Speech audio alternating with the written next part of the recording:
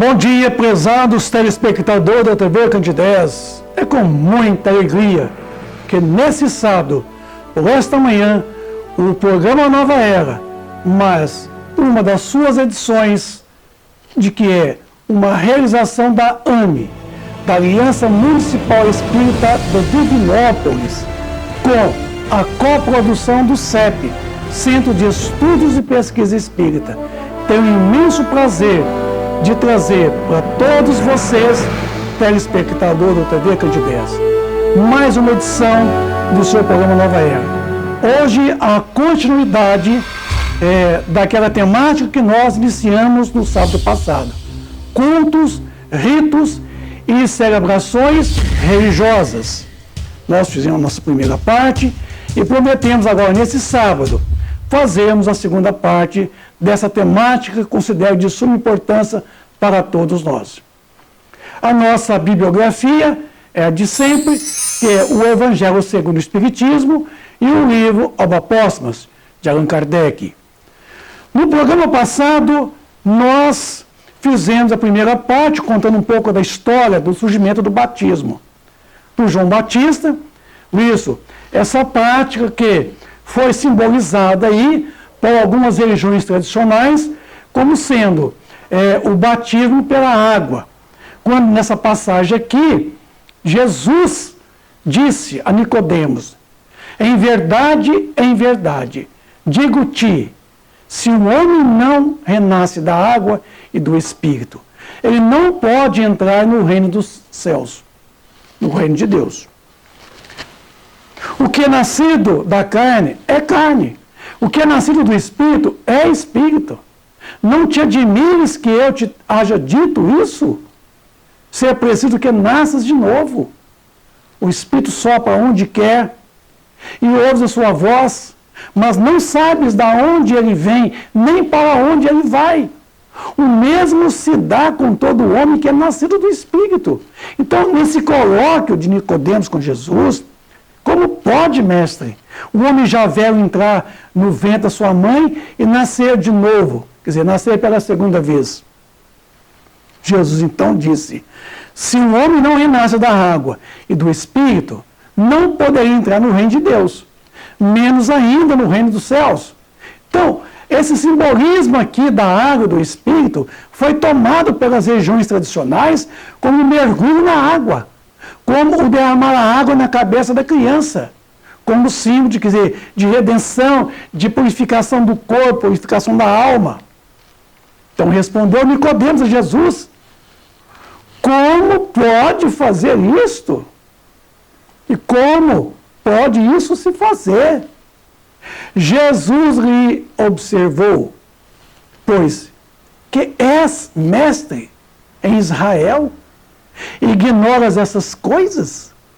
Digo-te em verdade, que não dizemos senão o que sabemos, e que não damos testemunho senão do que vemos visto. Tá? Do que temos visto. Entretanto, não aceitas o nosso testemunho, mas se não me credes quando vos falo das coisas da terra, como me crereis quando vos falo das coisas do céu? Então, quer dizer, Nicodemos, um homem doutor da lei, não entendia as coisas aqui da terra. Como é que ele entenderia mais tarde as coisas do céu? A pré-existência da alma, a ressurreição dos mortos, a ressurreição dentre os mortos. Como? Como que João Batista, naquele tempo, poderia entender tudo isso? Como Nicodemos, no colóquio com Jesus, dava uma interpretação do renascer da água e do Espírito? Se ele não conhecia as coisas cotidianas, menos ainda dos céus. Então, a água sempre foi símbolo da vida. A água aqui, nesse dizer de Jesus, renascer da água e do Espírito, foi tomada como símbolo do corpo, o corpo material. Porque a vida, ela veio da água. Como está aí, quando a terra se formou, Isso. E permitiu que a sua atmosfera estivesse ali gases, como por exemplo o H2, o hidrogênio, a água, o gás carbônico, isso. E através da faísca elétrica, esses elementos combinavam e era trazido para a chuva, para os oceanos. E ali formou-se nos fundos dos mares, certo? Essa chuva carregada de substâncias de aminoácidos que deram a origem a esse caldo primitivo, a essa sopa de moléculas orgânicas, de nucleoproteínas, certo? Aí começou a surgir as primeiras cadeias moleculares estáveis. Aí veio a formação das nucleoproteínas, tá? E aí veio esses ácidos nucleicos, o ADN, o DNA, as macromoléculas proteicas, que são compostas por 20 aminoácidos diferentes, 6 nucleotídeos, formaram então esta espiral que surgiria a chamada dupla hélice, os conservados, que está aí. Dessa substância então genética veio o ADN, o DNA. Forma-se então aí os primeiros seres na água. A primeira célula, o eocito, certo? Essa célula não tinha núcleo ainda. Porque 70% do nosso corpo é água. Então, renascer da água significa renascer, tornar nascer num corpo. A água simboliza aqui o corpo físico. É mergulhar pela reencarnação num corpo que é formado de água. 70% desse corpo aqui é água. Nosso corpo, seu volume, tem 70% de volume é água. Então, esse imergir, no simbolismo de João Batista, isso, na água, quer dizer, é você reencarnar, tornar-se um novo corpo, aparelhado, preparado para você entrar num novo corpo, o Espírito. Então, renascer da água do Espírito é fazer com que o Espírito renasça num novo corpo, mergulhando nesse corpo, simbolismo, a água. Porque a água é símbolo da vida, simboliza a vida. Porque no ventre materno o bebê vive em meio líquido, amniótico, trocando o oxigênio pelo sangue da própria mãe, até então que nasça. Então, ali o ventre materno, ele tem um líquido amniótico, na onde o bebê ali, ele vive até os 9 meses mergulhado nessa água. Então veja bem que até no ventre materno, a água simboliza muito vida, nascimento e renascimento. Porque esse corpo físico tem 70% do seu volume é água. Então, meus irmãos, tomando esse simbolismo aí de Jesus, ninguém poderá entrar no reino de Deus se não renascer de novo. Se não nascer de novo. Isso. E esse renascer da água e do Espírito foi tomado, então, pelas religiões tradicionais que criaram, através dos seus dogmas, o dogma do batismo. Que todos têm que ser batizados mergulhando na água no rio ou na pia batismal nos templos religiosos. Na onde ele derrama a água na cabeça da criança, unge com o óleo e com o sal. É simbolismo lá do velho hermetismo.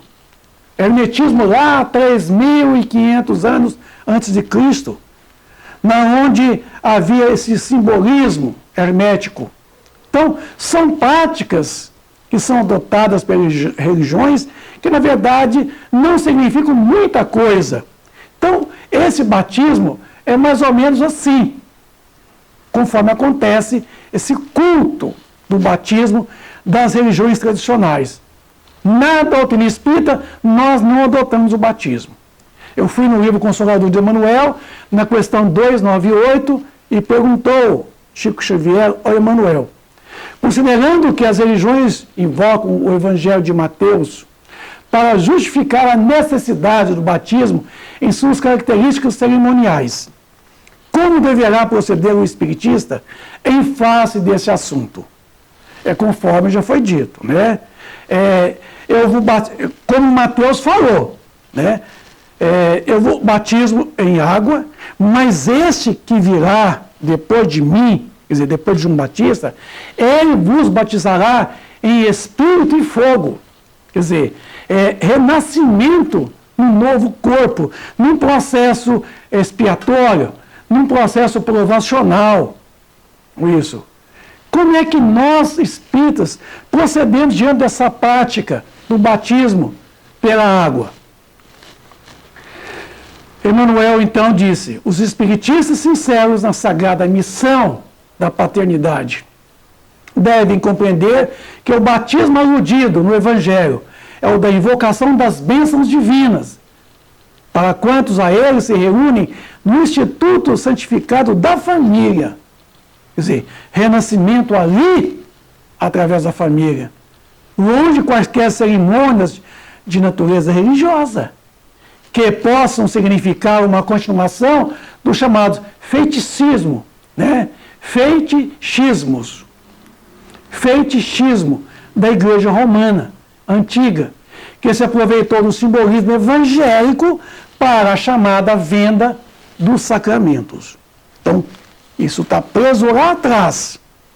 Adotou, então, a esse chamado fetichismo, não é isso? De que acredita nessa prática, de que ela tem alguma relação, né? E aproveitou esse simbolismo para a venda dos sacramentos. Tirar benefícios, tirar lucros em cima disso. Está lá na Igreja Romana.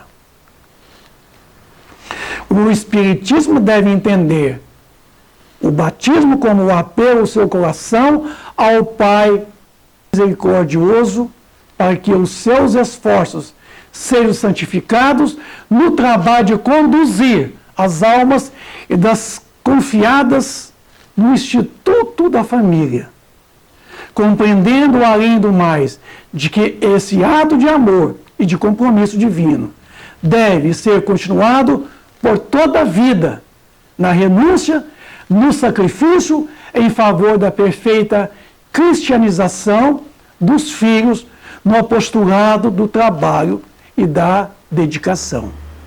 Então veja bem que a colocação de Emmanuel, ela coloca para nós que na verdade o lar, a família, o lar que é o cadinho que é a parte mais quente do forno, o forno de gusa, o forno de aço, aonde se funde os metais, o lar é esse cadinho, aonde as almas reentram pelo significado da reencarnação, que é o verdadeiro batismo, que é o mergulho num novo corpo físico, que esse corpo é formado de 70% de água. O espírito, o mesmo espírito de então, tendo uma nova oportunidade. Então, para nós espíritas, o batismo pela água e pelo espírito simboliza a reencarnação, o renascimento do novo corpo. Esse processo de entrar no novo corpo formado para ele, para sofrer o processo da sua reeducação, pela corrigida dos seus erros perpetrados no passado, e que agora, uma nova oportunidade, ele renasce num novo corpo. Esse corpo que tem 70% do seu volume água. E o mesmo espírito. Ele não mudou de espírito. É o mesmo espírito tendo N oportunidades de reparação dos seus males. Então, a reencarnação para nós, espírita, constitui o verdadeiro batismo pela água, certo? Pelo fogo, o batismo do Espírito e o fogo, como diz Mateus e Lucas, no seu Santo Evangelho de Jesus Cristo, dizendo a todos nós que Jesus viria nos batizar em Espírito e fogo. Então, quer dizer, que a sua vinda até nós, a sua vinda misericordiosa, essa dádiva de Deus, permitindo que Jesus viesse até nós para nos trazer o seu legado. Legado esse que nos permitiria, pela reencarnação, a nossa reeducação espiritual dentro da mensagem do seu Santo Evangelho. Então, meus amigos, a doutrina espírita não tem práticas religiosas, ela não tem dogmas, ela não tem ritos, ela não tem sacerdotes, não tem sumos sacerdotes, ela não tem templos, ela não tem qualquer prática ritualística que formaliza o aspecto puramente material. Ela não tem. Mas tem uma outra prática também muito usada tradicionalmente, o casamento. O casamento é essa celebração que hoje tomou uma conotação puramente religiosa, também vinda lá do velho judaísmo. Do velho judaísmo, a prática das celebrações do casamento. Porque o casamento dos judeus não é bem como hoje o casamento de algumas religiões tradicionais, cristãs, certo?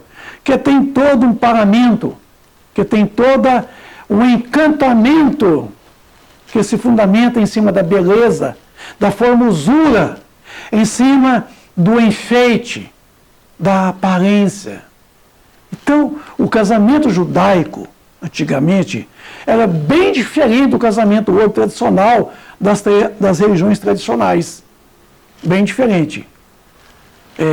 Nós somos lá no livro do Emmanuel, o Consolador, na pergunta 299, qual o procedimento a ser adotado pelos espiritistas na consagração do casamento, sem ferir a convenção e as convenções sociais, reflexos dos cultos religiosos. Emmanuel nos coloca: os cultos religiosos em sua feição dogmática, quer dizer, dogmas, que nós não temos dogmas, são igualmente transitórios, como todas as fórmulas do convencionalismo humano. Não temos. Não temos convenções dentro dessa prática. Nós não temos esses rituais, nós não temos nenhuma forma de dogma. A nossa doutrina é uma doutrina progressista e progressiva ao mesmo tempo. Progressista porque ela permite que todos nós possamos progredir quando da vivência do Evangelho, do qual é a redescoberta do cristianismo vivo do Cristo. Progressivo porque ela está em constante progresso. Tá? Ela não está presa a esse convencionalismo humano. Não está. Que é o espiritismo sincero e cristão, assumindo seus compromissos conjugais perante as leis dos homens. Busque honrar a sua promessa, a sua decisão, santificando o casamento com rigoroso desempenho de todos os seus deveres evangélicos, ante os preceitos terrestres e ante a imutável lei divina que vibra em sua consciência cristianizada. Então, para nós, as convenções humanas, nós as respeitamos.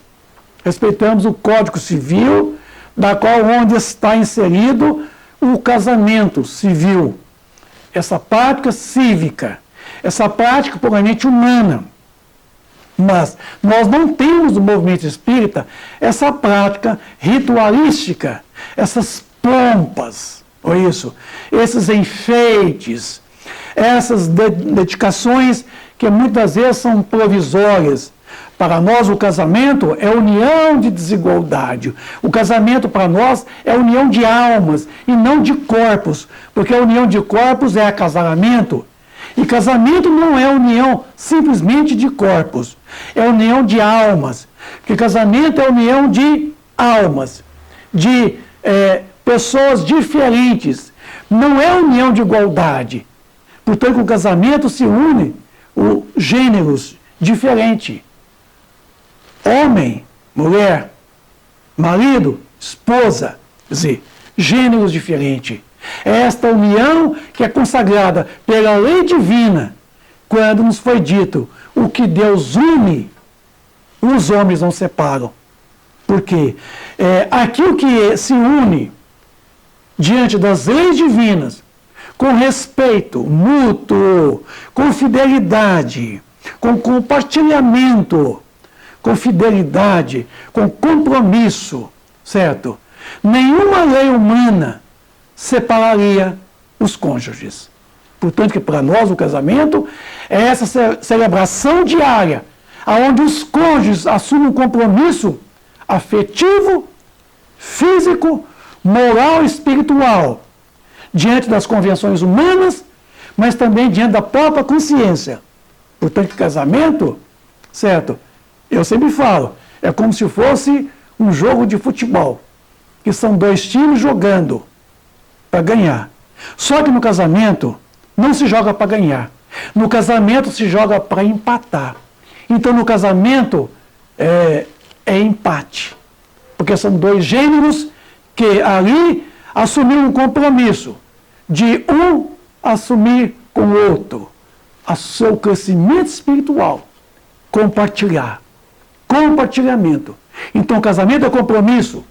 Então não precisa de nenhuma celebração que venha enfeitar aquilo que talvez 3 meses depois já vinha o divórcio. O que?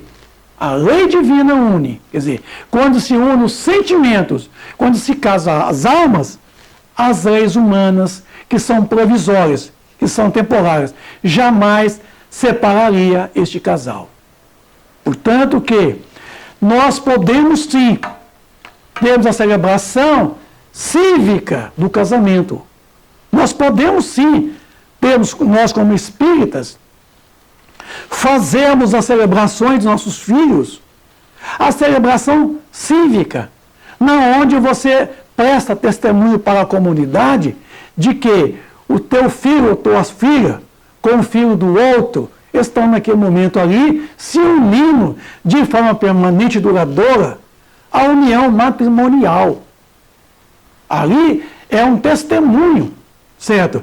Você está dando uma comprovação, uma satisfação para a sociedade de que aqueles dois ali estão se unindo pelos laços afetivos, os laços morais, espirituais, os laços físicos, os laços corporais. Sim.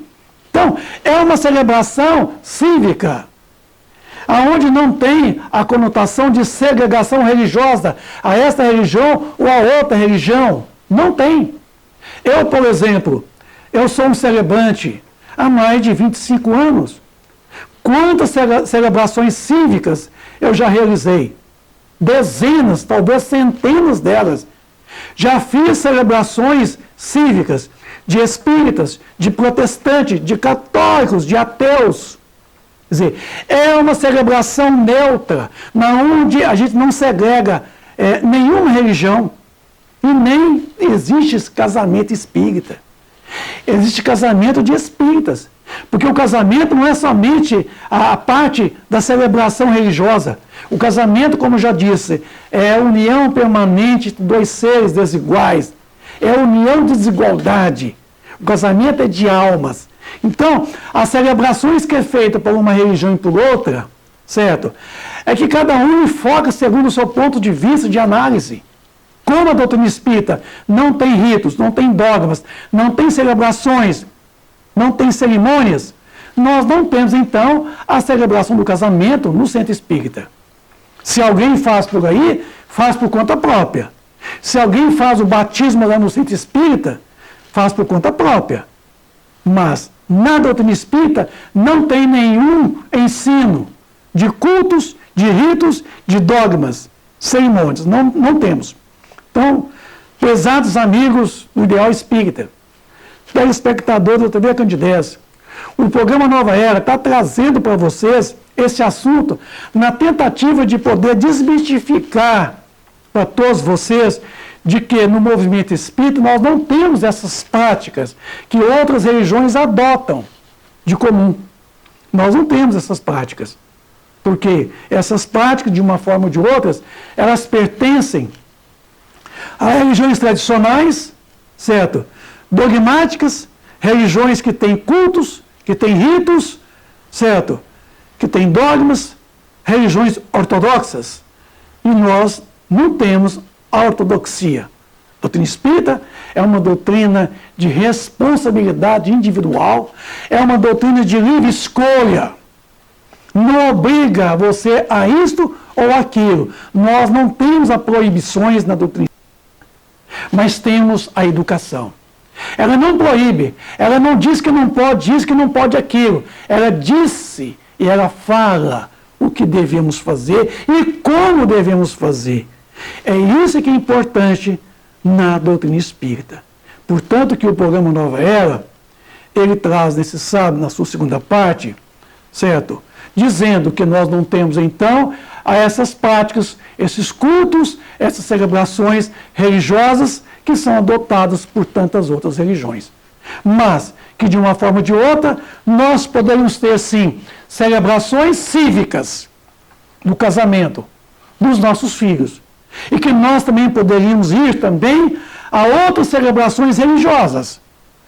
Por que eu não poderia entrar num templo religioso, católico, protestante, como sendo espírita, que não adota aquela prática, mas em respeito, isso, aos outros, à religião dos outros, à prática, certo, dos outros, nós poderíamos muito bem, sim, não sermos coniventes, certo, com a prática, mas podemos coparticipar desses eventos, certo, que se dão através de tantos outros acontecimentos na sociedade civil e religiosa.